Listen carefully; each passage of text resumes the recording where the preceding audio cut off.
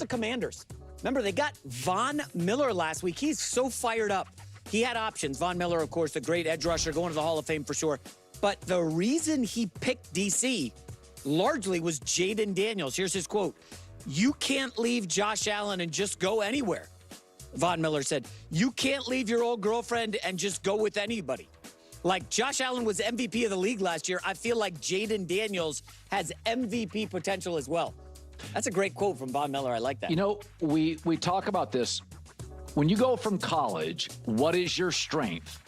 And in year 1 or 2, does your strength in college work in the pros? For instance, Johnny Manziel ran around in college, but he wasn't athletic enough to do that in the pros. So you could tell very early, oh, it's not going to work, because he wasn't a big, strong guy with a huge arm. So I could tell very early with Johnny Manziel, 2 starts. Same with Tebow. They're not athletic enough to run around like they did in college. What's interesting about Jayden Daniels, his number 1 strength in college wasn't his running around. It was his 4th quarter quarterback play at LSU and Arizona State and his playing from behind stats. They were unbelievable. That's exactly what he did in the NFL. That's where you know you have a star. Same with Andrew Luck. His toughness and his ability to do pre-snap greatness. You saw instantly with Andrew Luck, 2 starts. Oh, tougher than a $7 steak, and he can pre-snap. He's a wizard. So that's what I look for. So Caleb Williams ran around a lot in college and was successful. But last year with Chicago running around, he got sacked 68 times. Okay, let's keep it focused on Jayden Daniels. I love Andrew Luck just as much as the next guy. We could talk about what's going wrong with Caleb Williams. We did that all last year. Let's focus on Jayden. I take issue with a comment like this, ironically, because to me it actually implies, like, the word potential can be a tricky word. And I know Von Miller means this as a compliment, obviously, clearly, absolutely. But to me, Jayden Daniels was essentially already, he was already as much of an MVP as you could possibly be for your own team. You could not ask Jayden Daniels to do any more than he did last year. And they did not win less games or not go far enough in the playoffs or, whatever, because of Jayden Daniels. He helped maximize that team to the highest levels that it possibly could. And by definition, that makes you the MVP. It's tricky. There's these arbitrary parameters that we put on an MVP that we also keep changing. Sometimes it's just like, are you having the most amazing statistical year? You kind of have to be a top 2 seed, top 3 seed. Like, it's like everyone kind of is always making up different things, honestly.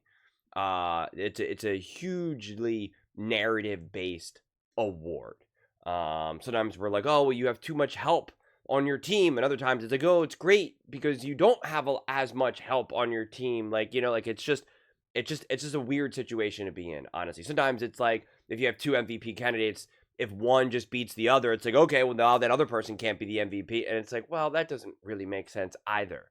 So I look at this in terms of, I try to look at it right now a little bit more literally, where it's just kind of like, what would a quarterback like Jayden Daniels have to do in order to become the MVP?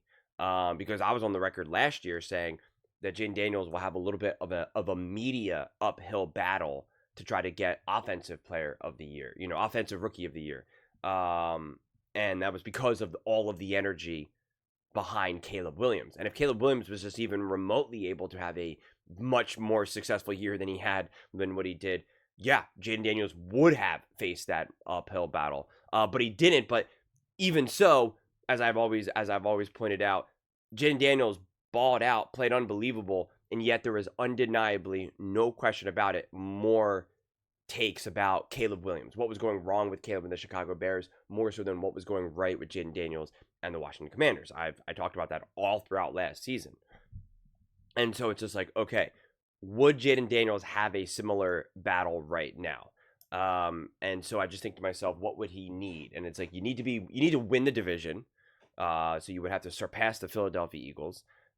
Because even just narratively, even if Jayden Daniels is balling out, if they don't win the division and they're still behind the Philadelphia Eagles, they just won the Super Bowl. Jalen Hurts just won the Super Bowl MVP. It just becomes a little bit harder of a sell. I also think that, Josh Allen has won an MVP. Lamar Jackson has won multiple, and Patrick Mahomes has won multiple. The other quarterback that everyone believes to be special and great is Joe Burrow in the Cincinnati Bengals. So if you have the Commanders, who let's say they are now the 1 or 2 seed, and Jayden Daniels is playing awesome.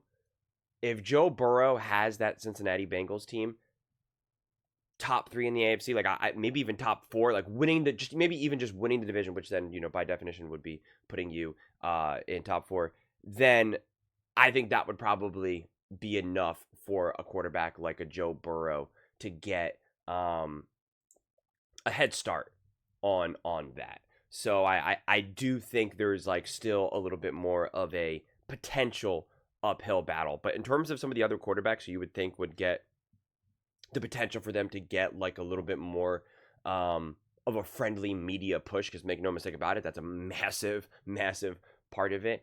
Jayden Daniels has already leapfrogged all of them. The Dak Prescotts, the Jordan Loves, the CJ Strouds.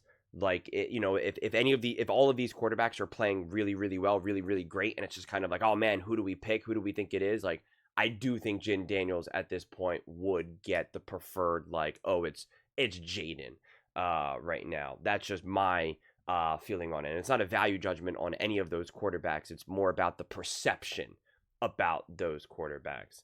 And that's why Joe Burrow does still have that massive positive perception around him, and rightfully so, because you could have absolutely undeniably made the argument that he was the MVP last year. I mean, like, people don't realize really actually just how great he was last season, which is why I turned that into its own separate video. But of course, the team wasn't as good, and so obviously because of the defense, and so they don't win enough games and they don't make the playoffs, and so it's just like it's not a real conversation. People were more willing to say that Sam Darnold was an MVP candidate, or Jared Goff, than Joe Burrow, when Joe Burrow was clearly the better quarterback of those guys.